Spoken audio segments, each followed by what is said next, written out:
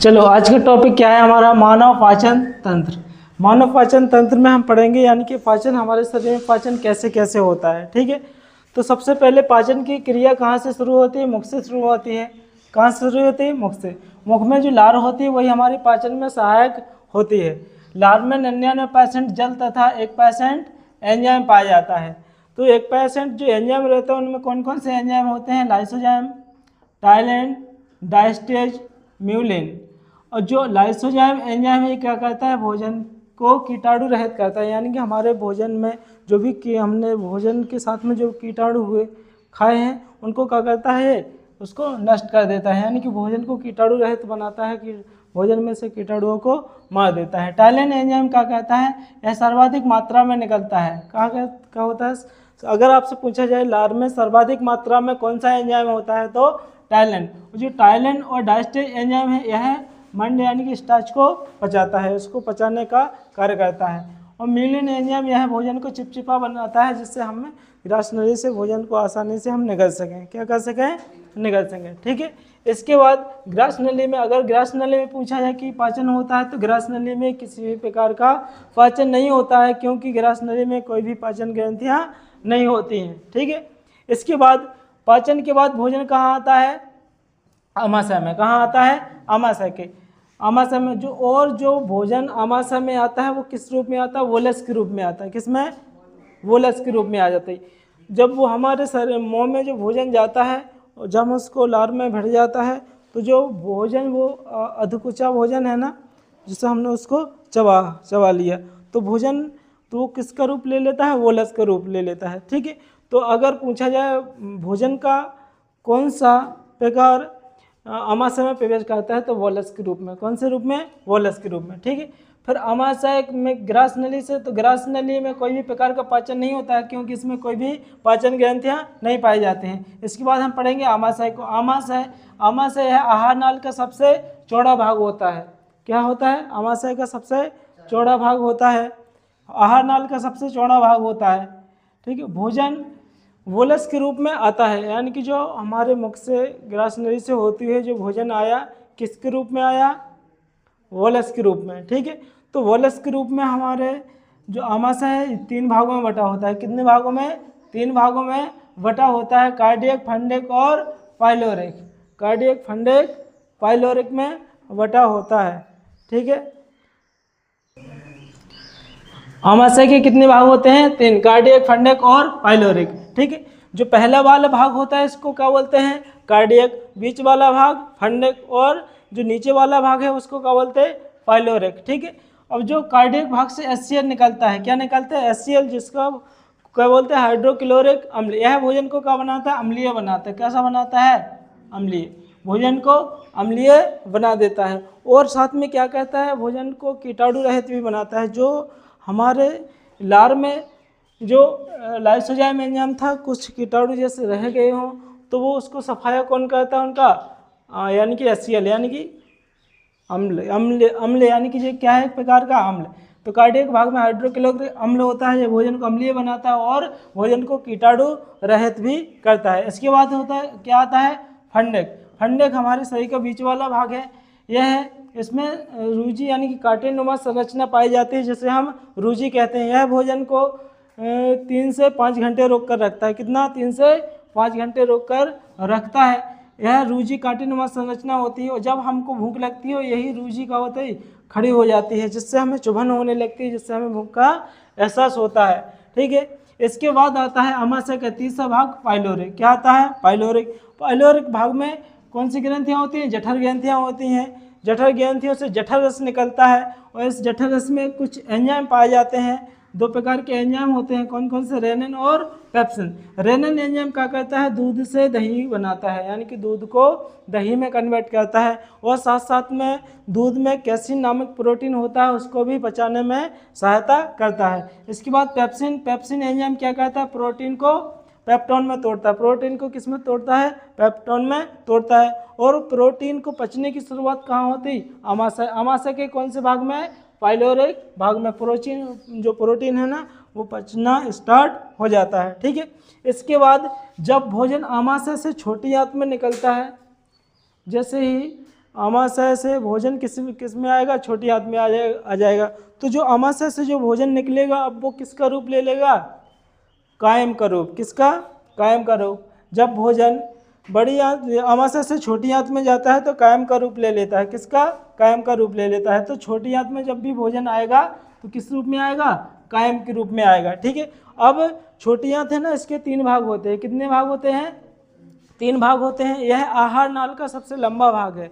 कितना है, आहार नाल का सबसे लंबा भाग है। यह लगभग 6.5 मीटर लंबी होती है, 6.5 मीटर लंबी होते हैं।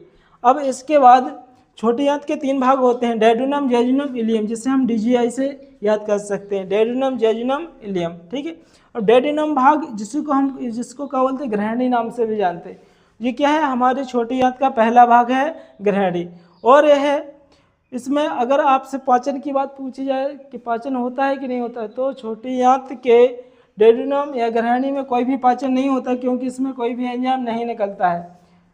छोटी आंत के पहले भाग से कोई भी एंजाइम नहीं निकलता है, ना ही इसमें पाचन होता है। केवल याद रखना 2 प्रकार के एंजाइम निकलते हैं छोटी आंत के डेड्यूनम भाग से, यानी कि ग्रहणी से हार्मोन निकलते हैं। कितने, 2, कोलिसिस्टोकाइनिन और secretin hormone.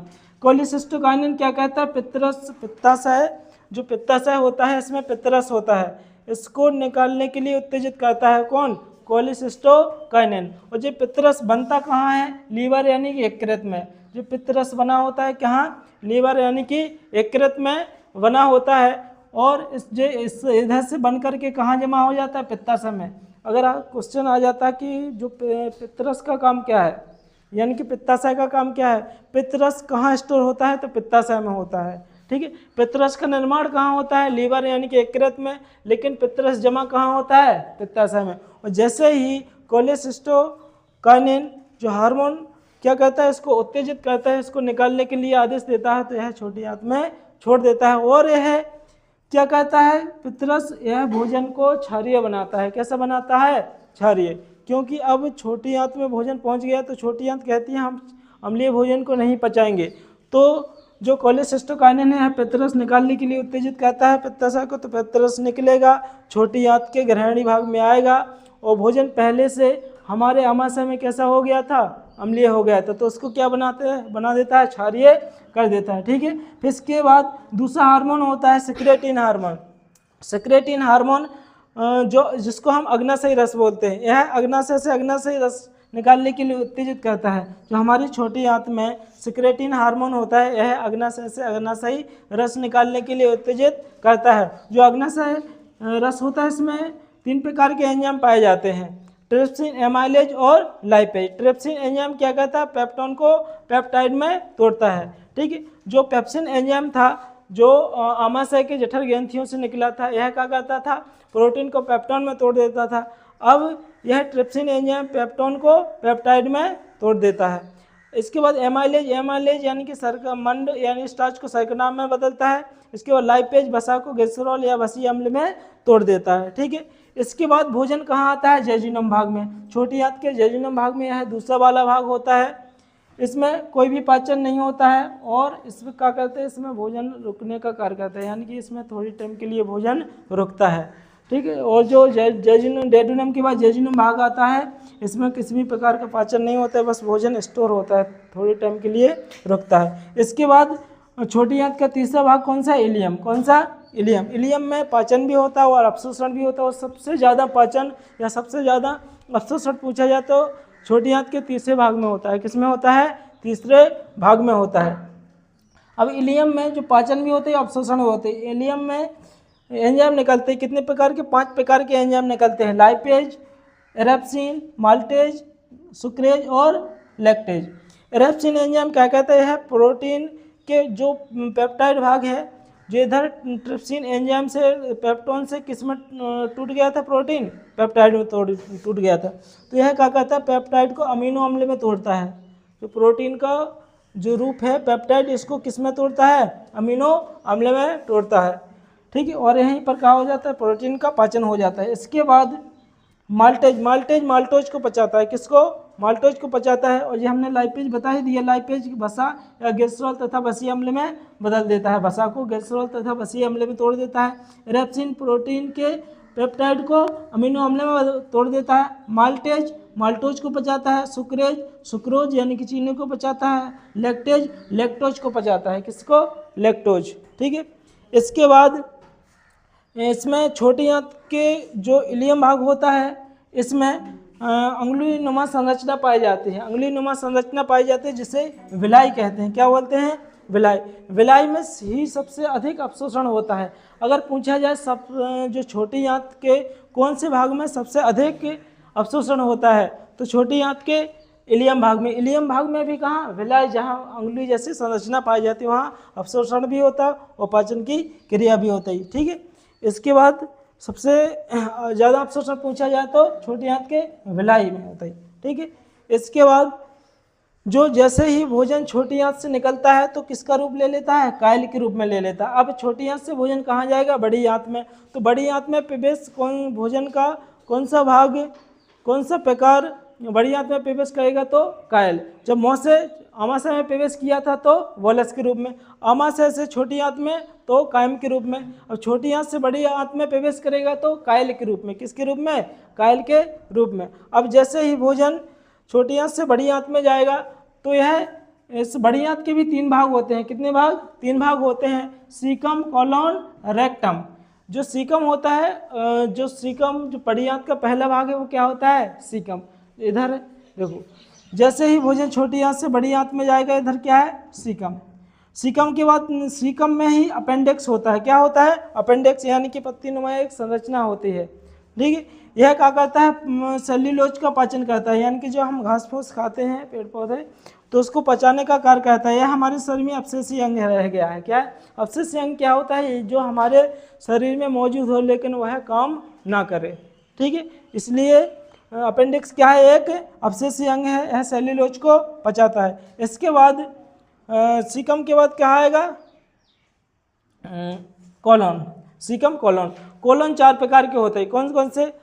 Ascending colon, transverse colon, descending colon और सिग्मोइड कोलोन। कौन से होते हैं? Sigmoid colon. Ascending colon, transverse colon, descending colon और सिग्मोइड कोलोन। जो कोलोन भाग होता है इसमें म्यूकस का निर्माण होता है। क्या होता है? म्यूकस का निर्माण होता है, जो भोजन को चिपचिपा बनाता है, जिससे मल त्यागने में आसानी होती है। इसके बाद आता है रेक्टम।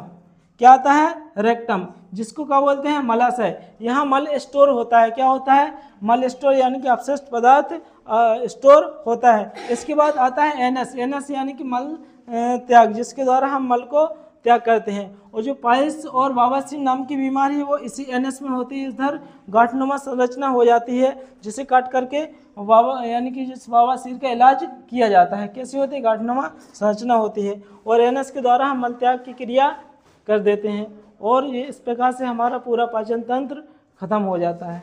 ठीक है। और भी कुछ बचा क्या इसमें? नहीं बचा ना?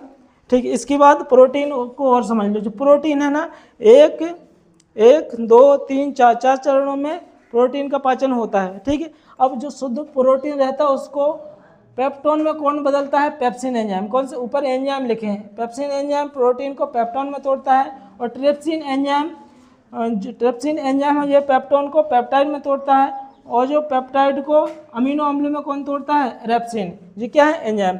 और जो पेप्सिन एंजाइम ये कहाँ से निकलता है? आमाशय से निकलता है। ट्रिप्सिन एंजाइम अग्नाशय से निकलता है।